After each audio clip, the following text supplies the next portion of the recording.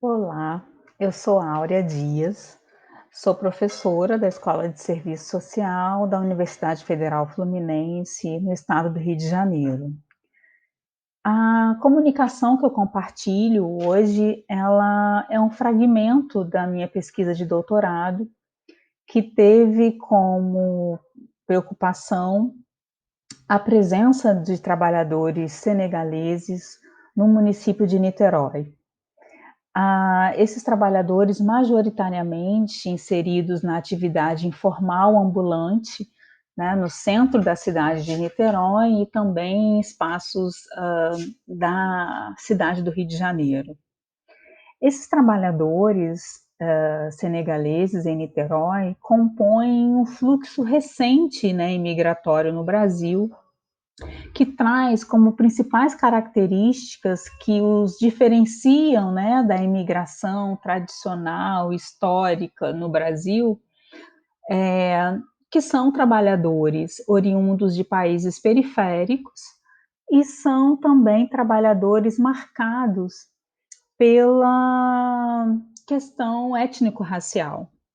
Então, são trabalhadores de países vizinhos, né, com traços indígenas e trabalhadores asiáticos e africanos que trazem então também uma referência étnico-racial que nos remete a um passado, né, de organização de políticas migratórias no Brasil que esteve associado a um projeto civilizatório e posteriormente a um projeto de nação,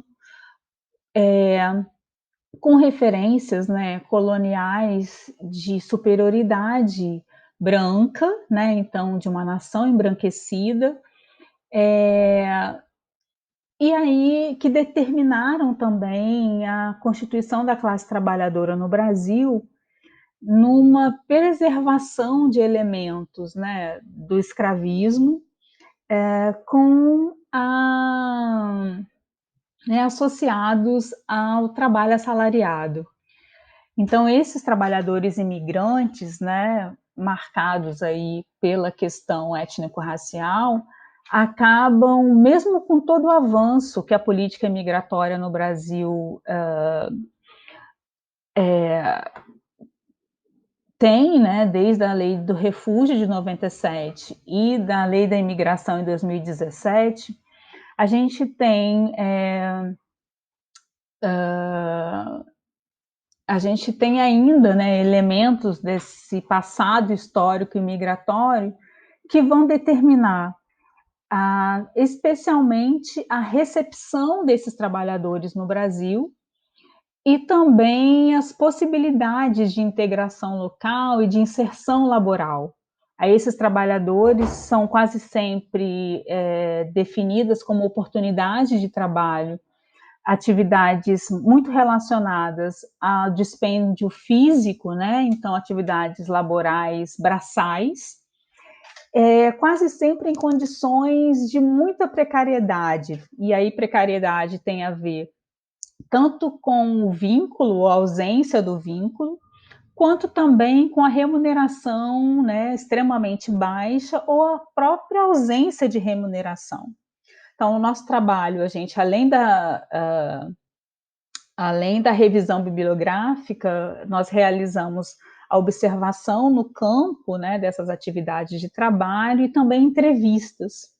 Então, nos relatos desses trabalhadores, alguns elementos eram muito comuns, né, recorrentes, como atividades, né, as oportunidades a eles destinadas, mesmo que eles tivessem uma qualificação, né, e uma escolaridade de ensino médio e de ensino superior, as oportunidades sempre prevaleciam nessas atividades informais, né, de venda e também de atividades braçais, como na indústria civil. Também recorrente no relato desses trabalhadores, né, a violação dos direitos trabalhistas, então longos períodos sem receber a sua remuneração, sem receber salários, E quando eles reclamavam, era muito comum a ameaça, né, de denúncia por conta de uma situação imigratória frágil e também ofensas racistas, né? Tanto durante, né, a execução, né, sua atividade laboral, quanto nesses momentos de reivindicação dos seus direitos. Esses trabalhadores, então, a própria fragilidade da regulação migratória também os deixa numa condição de vulnerabilidade, né? Então, quase sempre acessando possibilidades de trabalho bem, vamos dizer, precarizadas e fora do circuito da legalidade, da formalidade, né? Nesse sentido, a gente pensa, né, esse fluxo contemporâneo de trabalhadores imigrantes de países periféricos, tanto fronteiriços, né, quanto de outros territórios globais. A vinda desses trabalhadores, né, de países então dependentes para o Brasil, ela se relaciona com esse novo fôlego, né, expansionista do capital que renova as bases imperialistas na periferia.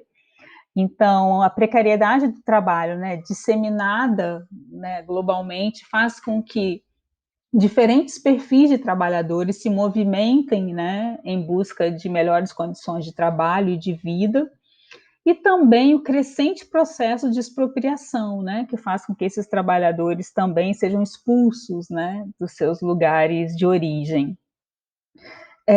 Nesse sentido, duas observações, né, uma do Ricardo Antunes, quando nos coloca que a realidade dos trabalhadores imigrantes é uma realidade que é a ponta do iceberg, né, da constituição do trabalho contemporâneo. Então, esses trabalhadores, né, mostram uma realidade, denunciam uma realidade de um trabalho precarizado que, na verdade, atinge muitos contingentes de trabalhadores no mundo. Nesse mesmo sentido, Pietro Basso, um pesquisador italiano, observa que esses trabalhadores imigrantes, especialmente, né, os trabalhadores imigrantes de países periféricos e marcados pela questão étnico-racial, eles são o protótipo do trabalhador flexível, né? Então, eles acessam postos de trabalho extremamente precarizados, né? E eles também se misturam, né? As condições de trabalho que eles vivenciam se misturam ou prenunciam as condições de trabalho dos trabalhadores em geral. Então, pensando na nossa realidade, né, periférica e racista, conhecer, né, a realidade desses trabalhadores imigrantes, especialmente os indígenas e os trabalhadores negros, também nos força a revisitar questões da nossa história, né, política, econômica e social. E também nos possibilita uma articulação, né, e uma organização de luta antirracista e por melhores condições de trabalho que articule os trabalhadores nacionais e os trabalhadores imigrantes. Essas são as principais questões e espero que a gente possa construir um diálogo e uma troca rica. Obrigada.